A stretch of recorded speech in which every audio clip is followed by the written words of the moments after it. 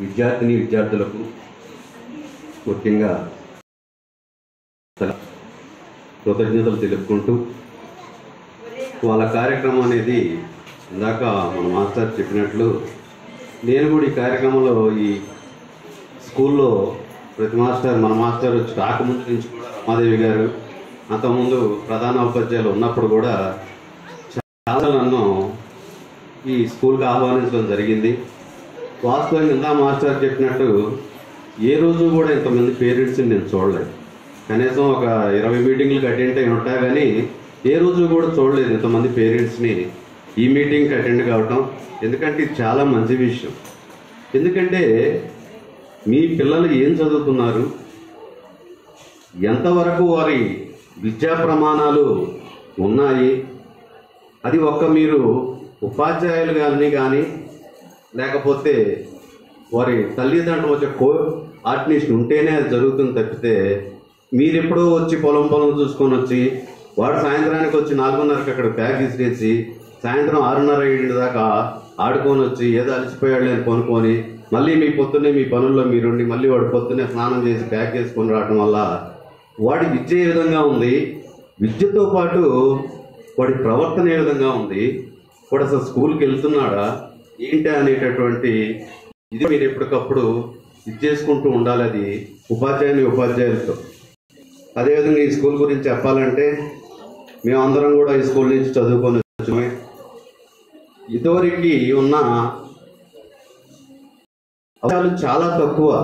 ఇదివరకు మేము చదువుకునేటప్పుడు అవకాశాలు కింద కూర్చోవటం, అదేవిధంగా సరైన బ్లాక్ బోర్డ్ కూడా ఉండేది కాదు. సైన్స్కి ఒకే మాస్టర్ వస్తే మ్యాథ్స్కి కూడా ఒకే మాస్టర్ ఉండేవాడు. మహా అయితే స్కూల్ మొత్తం మీద 2-3 మాస్టర్లు ఉండేవాళ్ళు. వాళ్ళే ఈ 6 సబ్జెక్టులు చెప్పుకుంటూ ఉండేవాళ్ళు. ఇలా ఆ విధంగా కాదు, ప్రతి సబ్జెక్ట్కి ఒక మాస్టరు. ఈ విధంగా స్కూల్లో అనేక కుర్చీలతో సహా బెంచీలతో సహా అనేకటువంటి అవకాశాలు, మధ్యాహ్నం భోజనం కానివ్వండి, వాటర్ ప్లాంట్ కానివ్వండి, ఇదివరకు స్కూల్ డ్రెస్సులు కానీ అదే ఉండేవి కాదు.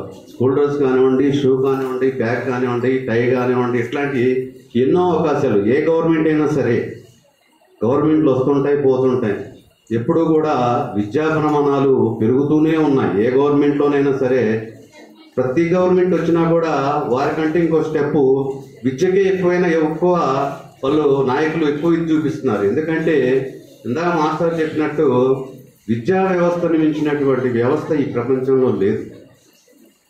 ఎందుకంటే వాడు డాక్టర్ కావాలన్నాను, లేకపోతే ఏదైనా వాడికి ఎటువంటి స్థాయికి వెళ్ళాలన్నా సరే మొదట ఇక్కడి నుంచి వాడి జీవితం స్టార్ట్ కావాల్సిందే.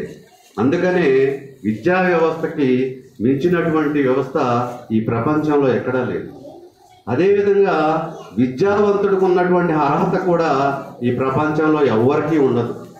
ఎందుకంటే తను చదువుకున్నటువంటి విద్య ఒకరికి పంచడం ద్వారా, ఇప్పుడు మనకి ఇక్కడ మీకు 6 మాస్టర్లు ఉన్నారనుకుంటున్నారు. మనం అనుకునేది 6 మాస్టర్లమే. మన దగ్గర ఎంతమంది ఉన్నారు? ఒక 120-130 మంది విద్యార్థులు ఉన్నారు. ఈ 6 మాస్టర్ వాళ్ళ జీవితకాలం అంటే దగ్గరగా ఒక 40-45 సంవత్సరాల సర్వీస్లో ఉంటే అంటే ఎంతమంది విద్యార్థులను బయటికి పంపిస్తున్నారు అనుకుంటున్నారు మీరు? వారి జీవితకాలంలో దగ్గరగా ఒక 50,000 మంది విద్యార్థులను చూస్తారు. వాళ్ళకి అది వరం. నిజంగా అట్లాంటి వరం. నేను కూడా ఒక స్కూల్ నడిపినటువంటి వ్యక్తిగా ఇక్కడ కొంతమంది కలుస్తుంటారు అప్పుడప్పుడు. నేను అమెరికాలో ఉన్నాను సార్, నేను మొన్నే వచ్చాను సార్, నేను హైదరాబాద్ విప్రోలో చేస్తున్నారు సార్ అంటే ఆ సంతోషం అనేది చాలా బాగుంటుంది. అది ఒక ఉపాధ్యాయుడికి మాత్రమే దొరుకుతుందని తెలియజేసుకుంటూ, ఈ మాస్టర్ వచ్చిన కాడి నుంచి నేను అనేక ప్రోగ్రాంలు చూసుకుంటూ వస్తున్నాను. ఒక ఎంకరేజ్మెంట్ కానీ, ఒక ఎంటర్టైన్మెంట్ కానీ, ఒక మోటివేషన్ కానీ అనేకమైనటువంటి కార్యక్రమాలు ఆయన చేసుకుంటూ మా విద్యార్థుల్ని, గ్రామంలోని విద్యార్థుల్ని చక్కగా విద్యాబుద్ధులు నేర్పుతూ మంచి గొప్ప వ్యక్తులుగా, శక్తులుగా తీర్చిదిద్దాలని కోరుకుంటూ ఈ కార్యక్రమానికి ఆహ్వానించినటువంటి ఈ ఉపాధ్యాయులకు, పాలక వర్గానికి అందరికీ కూడా కృతజ్ఞతలు తెలియజేసుకుంటూ సెలవు తీసుకుంటాం.